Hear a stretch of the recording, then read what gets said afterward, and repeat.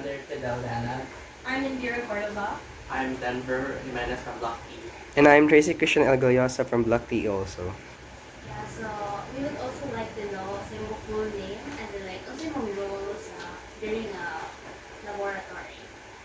Hello, I am Nestor D. Makiling Jr., a graduate of batch 2024, May of 2024, and a medical laboratory scientist or a registered medical technologist here in Biolab Diagnostics. Okay, so for our next question po, so what is the vision and mission of Biolab Diagnostics? Or to put it specifically, what specific values anchor its services or your services to the community and healthcare system? For the first question, I'd like to give a gist towards the mission and vision of our laboratory. Biolab Diagnostics Laboratory, its main goal is to be the best freestanding laboratory in Negros Oriental to provide the most accurate, the most reliable at the same time, to have a faster turnaround time when it comes to providing service to its fellow Negrosanon, especially those in the far-flung community. So we provide the most affordable laboratory service towards whole Negros Oriental. For its core values, I'd like to tell that our core values we instill the core values taught by the DepEd in the early education when it comes to being makadiyos, makatao, makakalikasan, at makabansa. It's important in our laboratory to become patriotic, to become environmentally conscious, to become humane at the same time. Makatao, which is to become humane, makabansa, to become patriotic, makakalikasan, environmentally conscious, and makadiyos, which is God-loving. It's important for us to instill in these values so that we would be able to become the best laboratory. It's important. I-extend mo na ako. Ay, gano'n to? Pwede na. Sige. So kumbaga like, what are the most common or high volume tests and analysis that are performed here? Or are there any other specialized services that the laboratory provides? Of course, in accordance with the law given by the clinical laboratory law, if I'm not mistaken, it's RA 4688 or 3688. I think RA 4688. It's the clinical laboratory law. We are only limited to certain tests because we are a secondary laboratory. So in accordance to that law, different permits will be different permits for different services for a different category of a laboratory. For our case, we are a secondary laboratory, so we offer limited tests in terms of hematology, clinical chemistry, immunology, at the same time in clinical microscopy. Let's say, for example, I think the most high volume test that we do every day is the complete blood count for hematology. Then for clinical chemistry, I think FBS, lipid profile, which of course it's within the scope of the Republic Act of the Clinical Laboratory Law. And in terms of the clinical microscopy, we only do fecalysis, at the same time urinalysis, because we're not allowed to do testing of other bodily fluids. For the immunology section, I think the most highly volume test that we cater is, I think, the test for your hepatitis B antigen, surface antigen, your antibody towards your hepatitis B, your anti-hepatitis A virus, at the same time dengue test, your blood type, yeah, that's it. And with regards to the second question, the specialized test, I think sa amo ang laboratory, we also conduct drug testing. Thank you. So, Abrihan? would you know who's responsible for managing, monitoring the laboratory stocks and supplies? Like, who are allocating the resources? Definitely, I think naman ay definite answer. Sama na. Asa na nga question? For our case, we medtechs are the one responsible to do inventory of supplies in our laboratory. Ha? We are the one responsible for doing the inventory supply, but we do send the data towards our account manager in order for her to order supplies or agents and supplies that are in low. Okay. Next question. So kamo mo paano ba? So, Kami pwede ga-ina. mo po ask more about sa inyong stockings o mga laboratory o management? Yeah, so like if you have, for example, a laboratory management system that keeps track of your inventory, or what type of systems do you have in order to keep track of it? Like, for Like example, us. is it perpetual? Is it automated? So do you have any systems in place for specifically keeping track of the inventory of resources that you have in this laboratory? To be honest, pursuing or acquiring a laboratory system, laboratory information system is quite expensive for our case. It will never be cost effective for a freestanding laboratory like ours. So, in our case, we do have, I think, naka-immersion ka, pero ano ba ka-type og result, no? Yung type ng Diba, nakaagi na mo Microsoft, pero online, katong Google Drive na Microsoft, nakaagi ka. For our case, we do use that, but our Microsoft Google Drive is programmed in accordance with how basta naka-program ang Google Drive Microsoft with an IT specialist in order for us to keep track the laboratory results easier. For our inventory, we do it manual through pen and paper. So, as for me, like, isa ang mga common stocks and like, do you have a specific brand when it comes to mga supplies, equipment?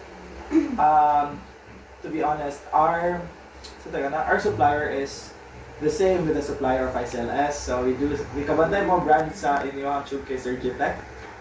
Ano yung mga brand na yun? Surgitech, di ba? Surgitech and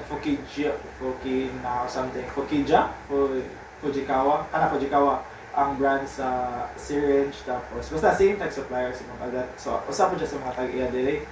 Sa amo ang for our hematology, we use Diamine. So we specifically use the Luens at the same time Lice nga brand po kay Diamine. For our chemistry, naka-forgot na bitaw dito sa mga sa mga brands niya. Kung sa po may lain. But mura, but mostly our stocks kay ang brand niya kay Surgitech yung wag dira nakuha ang supply ang isa sa tag-iya diri, which is a supplier of ICLS po. So kana. So our next question is, on average, how many patients do you get in a day, and are there certain like times or like events where the lab is like really busy? On average, I think 30 to 40 patients per day. But it will depend on season.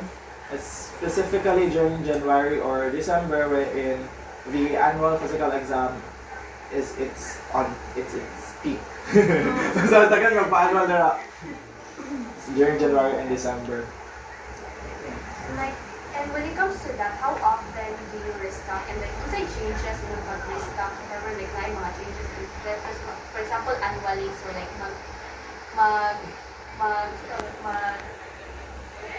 mag-advance na mundaan or like, Practically speaking, and frankly speaking, we do not. But sa pinood lang, lisod kaayong diba, as a medtech, we do want that kind of saba, pahitabo nga, we do have a lot of stocks, but for a freestanding laboratory like ours, wherein we do have limited budget, so our stocks would be limited. So, lang, but thankfully, ang tag-iyaan ay kay usa ka supplier, so whenever we do need, let's say for example, mauta may diluent or Lice for our hematology analyzer, dali-dali ra gyud kung maka-deliver kay ang tag-iyaman mismo ang supplier ani nga laboratory. Frankly speaking, dili gyud mi maka stock og mga reagents at the same time supplies. Wala, sadly. like, tapos yung total approximate cost per month or like annually? That I do not know. because it's not my responsibility anymore, it's the manager's. So let's go back first to the processes that actually happen in a laboratory. So since you say that there are days that are busy, for example, the physical examinations at its peak, could you then describe the typical workflow or operational process for when you collect, let's say for example, a blood specimen from collection up to results reporting and releasing? So kumbaga, unsay mga key stages and like unsay mga technology and departments nga involved, for example, in that specific specimen processing? If I'm not mistaken, you're talking about the quality assurance program, right? Yes. The quality assurance program entails the pre-analytical, analytical, and the post-analytical phase in the laboratory. For the pre-analytical phase, we make sure that the registration of patients are in accordance to their personal information. We make sure that in the registration area or in the front desk, they input data that are true towards the patient's identity. And during the pre-analytical phase sa ang pag-collect as a medtech, we make sure that the paper that we're actually holding is actually the same with the patient that is in front of us by actually making sure that we're asking their full name. In a hospital base, we ask their birth date, but in our case, at least full name. Tapos we're actually confirming whether or not the requisition form were in accordance towards their request kana po sa ila ipatest. Tapos we make sure sa pre-analytical phase that we collect samples that are not hemolyzed. So the specimen for the pre-analytical phase should be examined, dili hemolyzed, dili underfilled. Tapos the number of rotation, the number of inversions for the tube should be in the proper number. Tapos the order of draw is order of draw. For the analytical phase, after we collect the patient sample, for the analytical phase, before actually testing the sample itself, we make sure that the ones we received inside the laboratory is actually do match. The sample matches the requisition form we received in the laboratory. So after that, but prior to testing prior to testing, every morning, we do quality control. By making sure that we do QC, quality control, we make sure that the results we're releasing were actually accurate and sakto.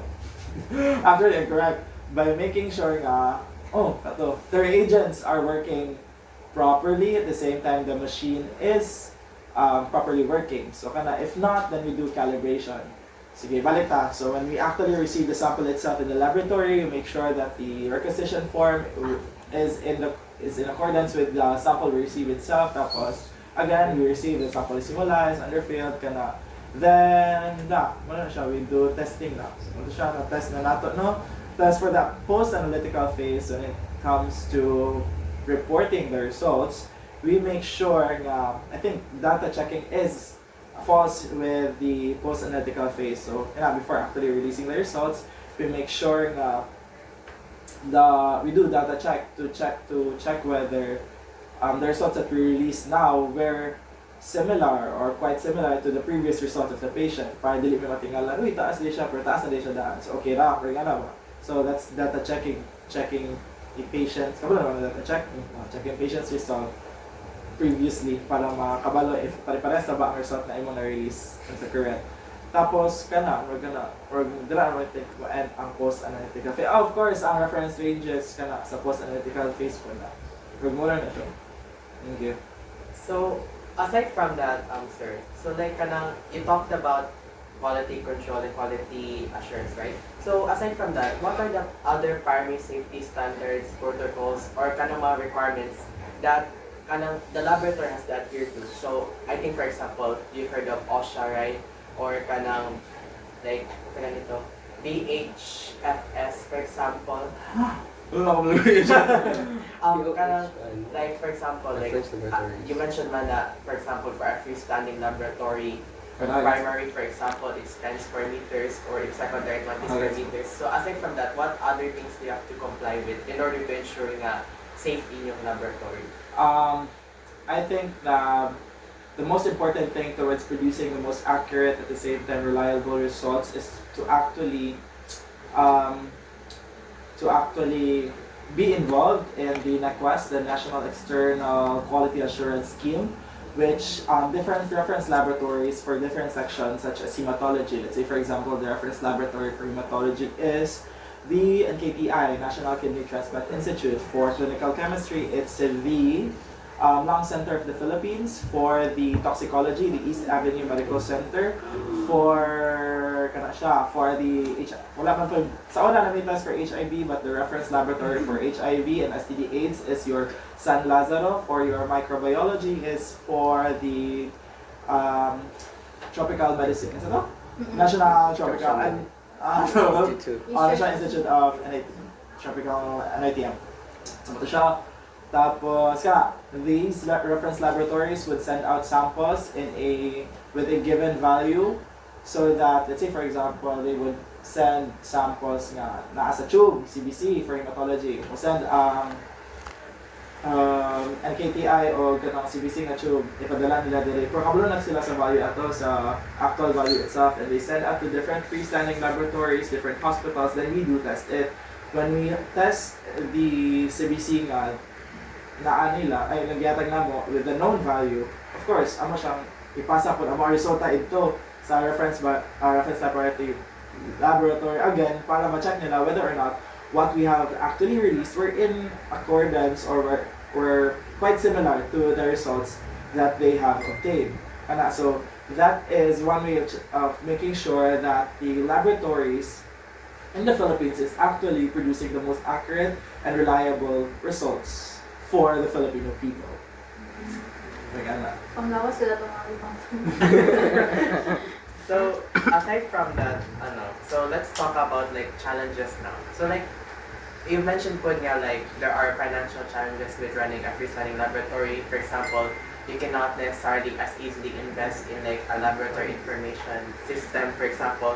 So unsa pa yung mga other challenges that you think are something that freestanding laboratories face in the current healthcare system, whether it's financial or like competition or simply like in terms of like keeping up with the technology in this instance. And Mark, you as a like employee of Biolab, how do you address these challenges?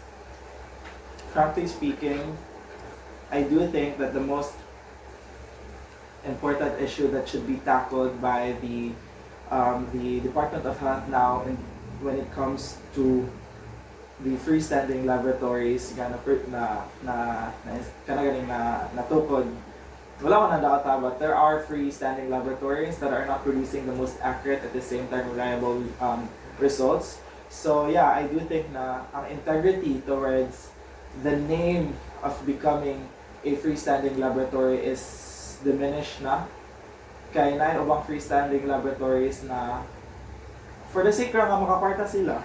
I think that should be tackled by the Department of Health, that should be traced, because the idea, slowly in the future, freestanding laboratories wouldn't have that much integrity gani. Kaya mo freestanding naman na siya. Ayun na kay mga siya. Kay pasagad na sila release of result. I think that's one of the greatest problems that freestanding laboratories is facing. But I think if I were to give a message for the new healthcare workers of today, especially us as medical technologists in a freestanding laboratory, is to always work with integrity. By working with integrity means having to build your own character, your own principles, and your ethics as a medical laboratory scientist. Because if not, then what would be the future of the freestanding laboratory? Diba? What would be the future if you don't build your own integrity? Like, if gapasagad na ka-release the result, in the near future, unsa kay masulti sa mga tao about freestanding laboratory? Diba? So I think that would be the solution towards the problem that I think is crucial now sa sa Philippine healthcare system. Period.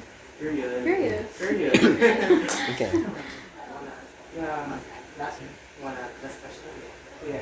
Last question. Overall, like, how was your experience with, working in a freestanding laboratory. And also, like, do you have any plans? Because, for example, you're as a medtech, we would undergo continuous professional development, right? So, like, how do you see you and like biolab, like, for example, in the future, insofar as like, do you have any plans in this instance? Ano? Yes. Or like mga goals? Yes. Sa ako ang saf, no? Asa ba? Yeah, that's Yes, up, yes. yes. So, kita mo question. How was your experience like working in a freestanding laboratory overall?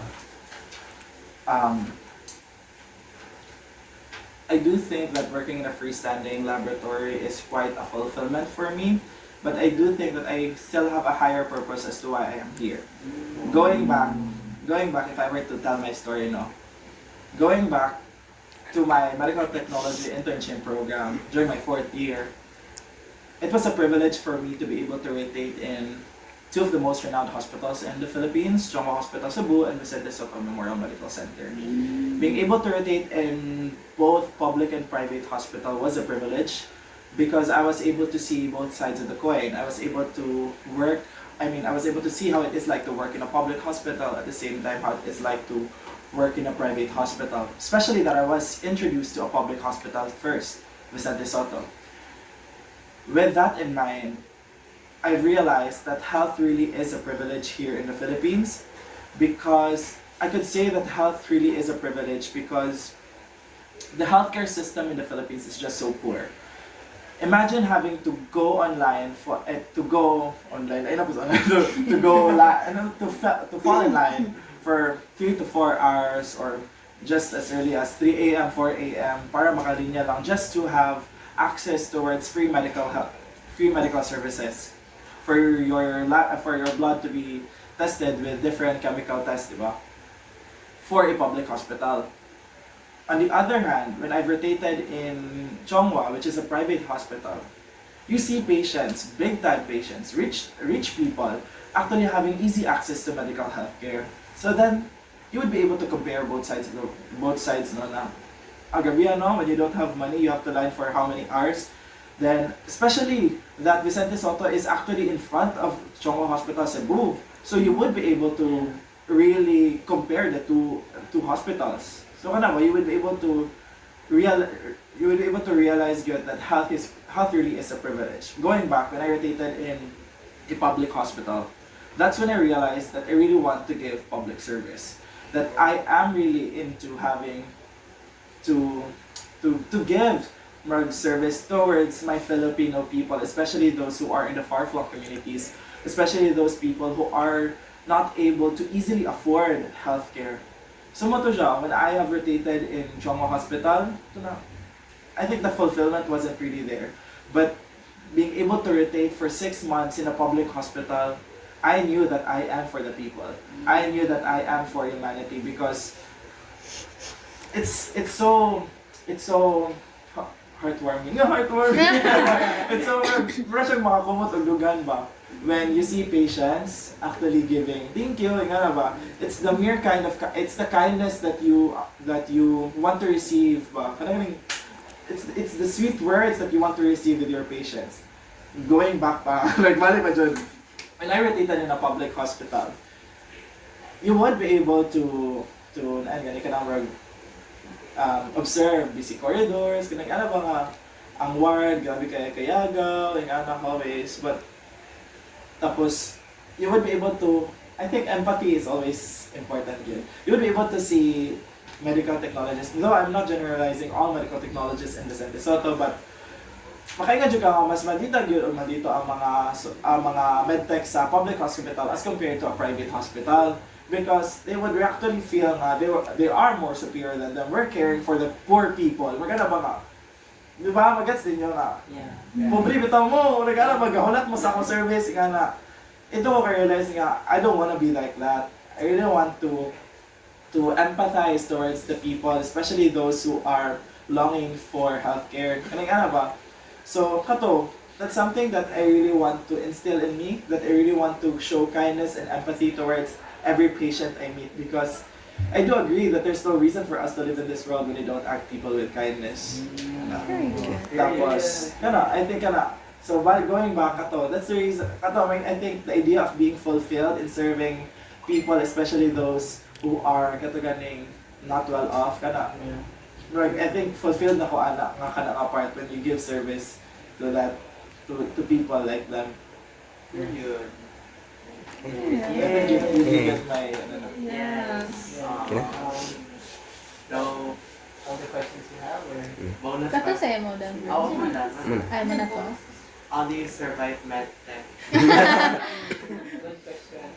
How did I survive medical technology? It's the idea of having to enjoy. Kana makabalo lang gid mo no. May isla kabalo lang palubog kay ko. Like promise. Like sige na ko ay pagkatapos Ma'am Kay. Gusto mo man. Kabalo na sila tanan ba but being like promise when I was in third year.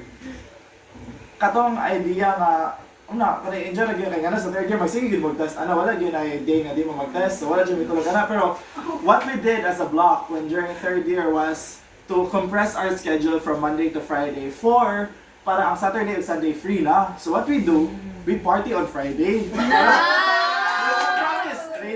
Kami na tanang ba, we party on Friday para pagka Saturday, relax na. May Sunday, tuon na.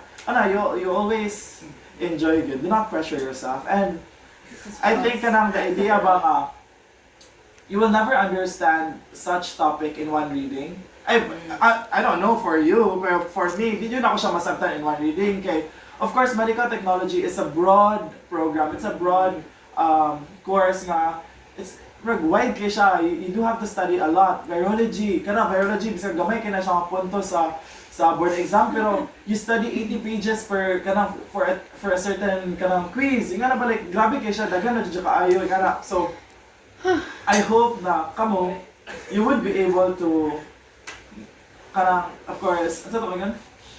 Nawala na mo ko enjoy ka na tapos sabto na niyo kagalingon na you wouldn't be able to understand such topic in one reading. So what I do, mag-second read ka, mag-third read ka until you'll be able to comprehend such topic, no? Tapos, ayaw ka bala ka nga, pitan, wala mo kay topic sa, unsa ba yung first year? Wala may major ang first year, no? Buta na to. Core mo. Ay, napag... Until 11. Until 11. I mean, 11 kayo lost ba? Kani, ang T11 principles of... medical science.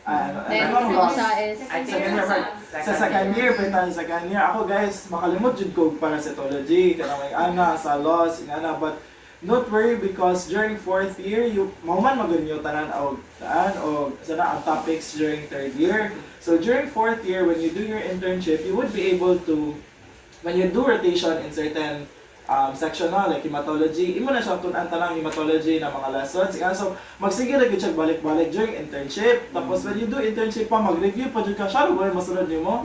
I really think na space na tinood yun na. Unless if gatinapulan yun ka doon. Kana, if wala yun ka doon. So, space repetition is necessary yun when it comes to medical technology terms. Kaya, promise, kanang CBC sa una, wako ba doon sa mga asa na, under the CBC, kaya na may nga na gani, like, balik-balik lagi bitaw na siya. And always, don't forget to pray.